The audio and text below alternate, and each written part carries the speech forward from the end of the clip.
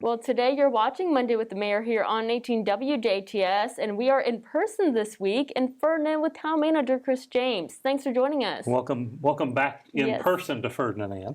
And Ferdinand Folkfest is coming up with a whole line of musical talents. We've got a lot of stuff lined up, and we're still putting pieces in places. We'll probably be doing that for another 2 months. As we're about 2.5 months out from the Folkfest, but we were finally able about 2 weeks ago to announce our artist lineup. We had to do some final I dotting and T crossing to get everything squared away, and it's the latest we've ever gone with a reveal for our lineup. We usually try to have it in March and April range and still have plenty of time to build to it. This year it'll be a quicker build, obviously, but Brett Dennen is going to be our headline artist this year. He's been in the biz probably 15 years, released about a half a dozen albums, and is well known in the folk music world.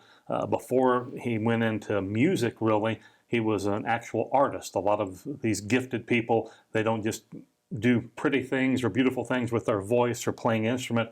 They've got that other talent, and he's also a very gifted artist, very keen on environmental situations, which builds in with the theme of the Folk Festival, arts, music, and environment. So we're really stoked to have him to try again to start our second decade of folk festing. Last year should have been year 11, but COVID had its way with us. So this year is year 11, Saturday, September 18th at 18th Street Park. So we encourage everyone to come. We'll start the day off with the Honey Vines, and they have performed either in that entity or one of the members, Andrea Worth, has performed at previous folk festivals. They'll kick us off from 12 to 12:30. Croghan's Crossing, which is an Irish band out of Louisville, they'll be on the main stage from 12:45 to 1:30. Hagedorn Family Band, they're very well known here in DuBois County, and they're really building up a good following. 3 years ago, they played on our market stage, and then I think did a fill-in gig on the main stage. We had some artist timing issues, so we needed something to fill a gap. So they came up and did a very brief set for us, so they got some exposure there. They're on the big stage from 1:45 to 2:45. Joe Crookston out of Ithaca, New York, he'll perform from 3 until 4 p.m. Another returning previous performer for Folkfest, Andrea Davidson, she'll be on stage from 4:15 to 5:30. She played, I believe it was our third year folk festival back in 2012. So she's familiar to the folks as well. Another returning performer, the Green Room Rockers.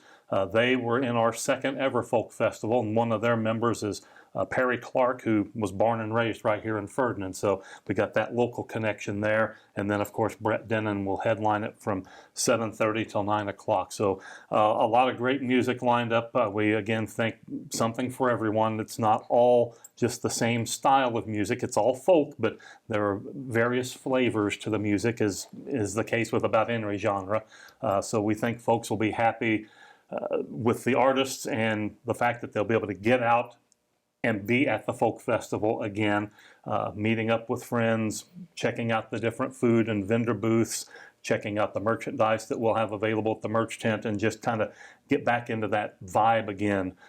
I think a lot of folks will be really stoked to perform at that, just to be there in person, which was denied pretty much everyone for everything all of last year and even into earlier parts of this year. So we're starting to see live activities go on again, and we think that the Folk Fest is going to be another big success. And are you expecting a bigger crowd this year since it had to be put on hold last year? Part of me wants to say yes, just because, but I don't want to get too pie in the sky high and then have a regular crowd and feel disappointed by it. So we'll go with, we figure we'll have our regular base crowd on the total, roughly 7,000 people through the course of the entire day. If it goes a little more than that, bonus for us.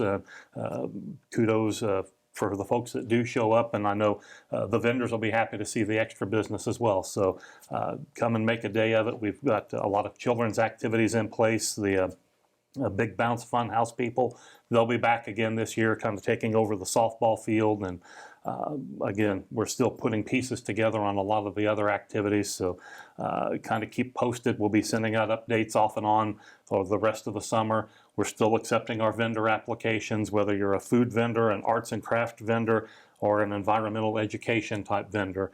Go ahead and submit your application. If you're wanting to get one, shoot me an email, cjames@ferdinandindiana.org.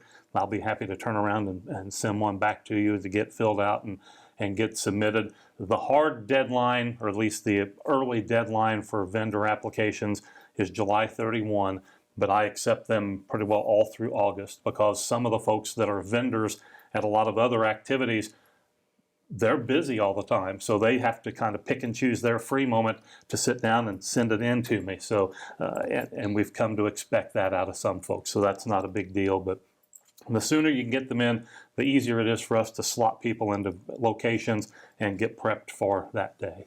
And that's not the only event coming up here. You also have the Ferdinand Firemen's Ball coming up this month. It is coming up not this Saturday, but the following Saturday, the 24th of July.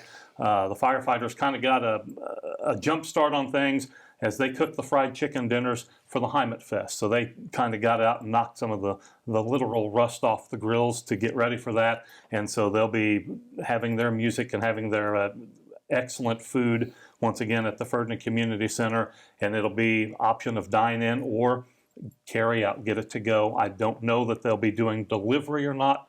But we'll find out more on that probably from Chief Hope and Janssen at our next council meeting. He'll be able to answer some of those questions. But it's coming up on the 24th of July at the Ferdinand Community Center, and we encourage everyone to come into town, support the firefighters, have a great meal on top of that, and sit back and visit with some friends as well. And speaking of the town council meetings, we've heard that from some sources that you will be moving back into the town hall. That is the plan, unless something would really go cattywampus between now and the end of the month, and fingers crossed that doesn't happen. But the plan is, come August, we'll be back here in the chamber that we're seated at right now for the first time since last April, I believe. April 2020 is the last time we had at least a council meeting in this room, and at that time it was Zoomed, and it was the council, Sharon Bonenkamper and myself. No one else was actually here. I think the media even zoomed in back at that time. So it was a very sparse gathering. But yes, come August, we'll be back here in the council chambers. The July meeting will still be at the community center. We appreciate them very, very much for allowing us use of the big room for not just council meetings, but BZA and Plan Commission meetings and any other activities that may have popped up on the calendar that we needed a room to have an event in. They've been extraordinary to work with, and we're very thankful for that. So in July, still come to the community center. Starting in August, we're back here in the Ferdinand Town Hall Council chambers. Well, thank you for joining us today. Thanks for coming in person, Ann. Yes. Today you've been watching Monday with the Mayor here on 18 WJTS, and we've been in person with Town Manager Chris James. Thanks for tuning in. This is 18 WJTS. Local people watching local people.